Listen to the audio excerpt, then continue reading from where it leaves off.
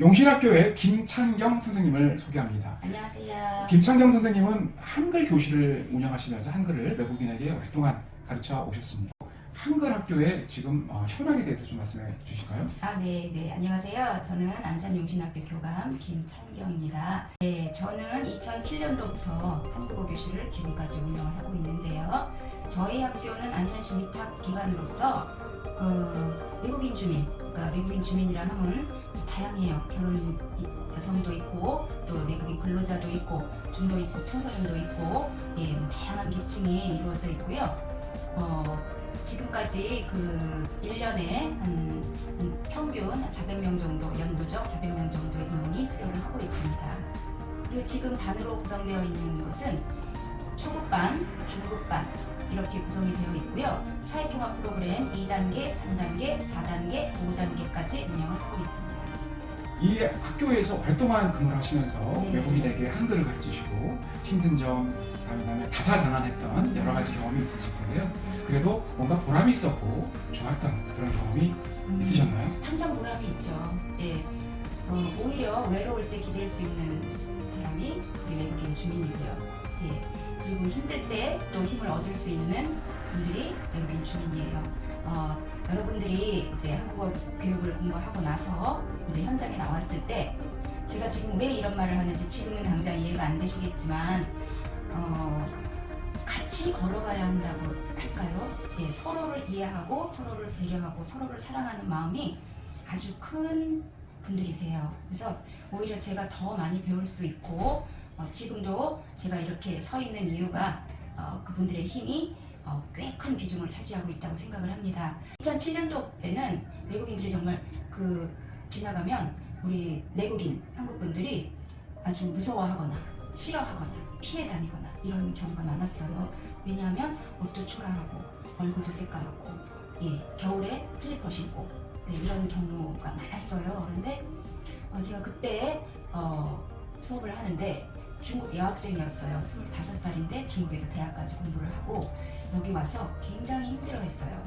힘들어해서 아주 극단적인 선택까지 했었는데 잘 이끌은 제가 이끈 건 아니지만 잘 그것을 적응을 해가지고 지금은 한국 남자와 결혼을 해서 새 아이의 엄마가 되었어요. 지금까지도 제 생일에는 언제나 찾아오는 정말 멋진 제자가 되었답니다. 또 베트남 학생이 생각이 나는데요. 외국인 근로자였어요. 딸을 베트남에 두고 혼자 여기 나와서 하루에 정확히 기억은 안 나지만 12시간 이상을 일을 했던 그런 외국인 근로자였는데 교실에 오면 항상 졸아요. 그래도 결석 한번 하지 않고 교실에 와서 열심히 공부하던 학생이었는데 며칠 동안 안 보였어요. 그래서 무슨 일이 있나 전화를 했더니 전화도 안 받고 그러다 얼마 지나서 우연히 길을 가다가 만났어요. 많이 아팠다 이렇게 얘기를 해요. 그래서 그랬느냐 그러면 건강해지면 다시 공부를 하러 와라 라고 얘기를 했어요. 그런데 하루는 친구가 전화가 왔어요. 그 학생이 죽었어요. 그 죽은 이유는 과로사였어요. 그래서 선생님을 꼭 뵙고 싶다고 해요. 그 친구분이. 그래서 제가 장례식장까지 갔습니다. 장례식장에 지금 여러분도 가보시면 아시겠지만 꽃도 화려하고 화환도 있고 이렇게 멋지게 장례를 치르는데 그 장례식장에 가보니까 초코파이에 올려져 있고 사탕에 올려져 있었어요. 저도 부자는 아니지만 제가 조금 돈을 내면서 좀 잘 해서 베트남으로 잘 보내드려라 라고 하고 나오는데 그 친구가 저를 붙잡아요. 큰 파카를 저한테 주는 거예요. 죽기 전날 그 파카를 저를 주려고 선물을 주려고 그거를 마련을 하고 이게 맞을까 클까 작을까 이렇게까지 했는데 그 다음날 그런 일을 당했던 거예요. 그래서 그 파카가 10년이 훨씬 지났죠. 그런데도 제 장롱 속에 항상 좋은 곳에 이렇게 제가 걸어두고 있어요. 그래서 그 파카를 볼 때마다 그분의 명복을 빌어드리고 또 그 딸이 잘 클 수 있도록 응원을 하고 있습니다. 네, 용신학교의 교장선생님 김경옥 교장선생님을 소개해드리겠습니다. 안녕하십니까? 네, 반갑습니다. 질문 드리고 싶은 내용은 옛날에 반월공단에서 정말 문해 교육을 하면서 글자를 모르는 사람들이 이제 글자를 배우고 공부를 했다면 지금은 국제화 시대 다문화 사회에서 이런 어떤 변화의 흐름 그리고 여기서 가르치고 있는 한글 학교, 한글 교실에 대한 그런 이야기를 좀 나눠주셨으면 좋겠습니다. 네.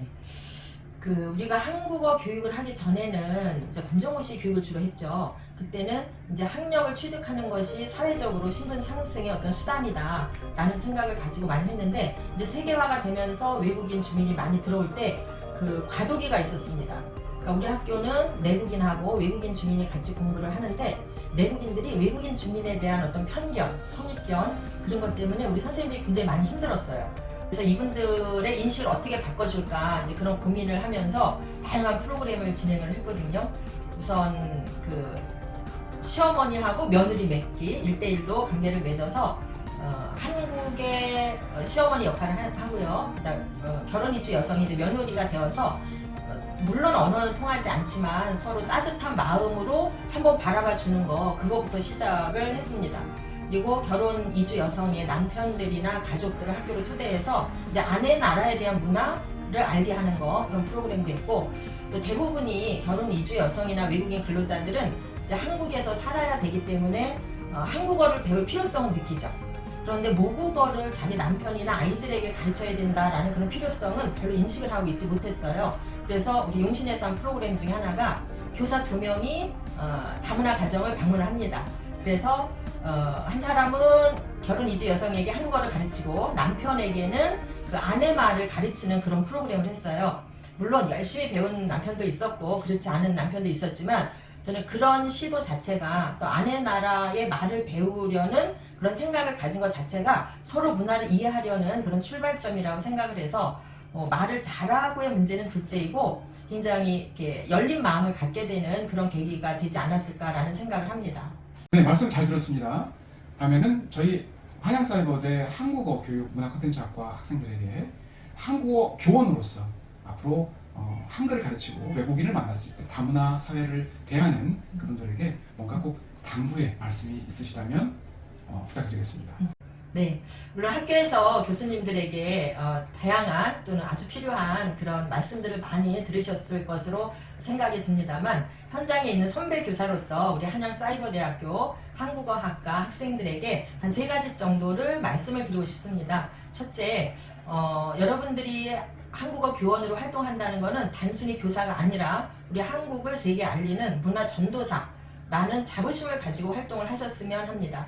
두 번째는 가르치는 일이기 때문에 전문성에 있어서 소홀하면 안 되겠다라는 생각을 가지고 있고요. 이 전문성이라는 거는 내가 이론적으로 많이 아는 것이 아니라 상대방의 입장에서 상대방의 눈높이에 맞춰서 적절한 교수법을 개발하고 가르쳐서 최고의 학습 효과가 나올 수 있도록 늘 연구하는 그런 교사가 되었으면 합니다. 3번째는 교사는 사람을 만나는 직업입니다. 다른 직업도 마찬가지겠지만 사람을 대하는 직업에서는 타인에 대한 상대방에 대한 사랑이 없다면 저는 그 교육은 죽은 교육이라고 생각을 합니다. 진정으로 상대방을 이해하고 존중하고 사랑하는 마음이 있었을 때 교육의 효과가 더 커진다고 저는 생각을 합니다. 한양사이버대학교 한국어 학생 여러분, 자 화이팅!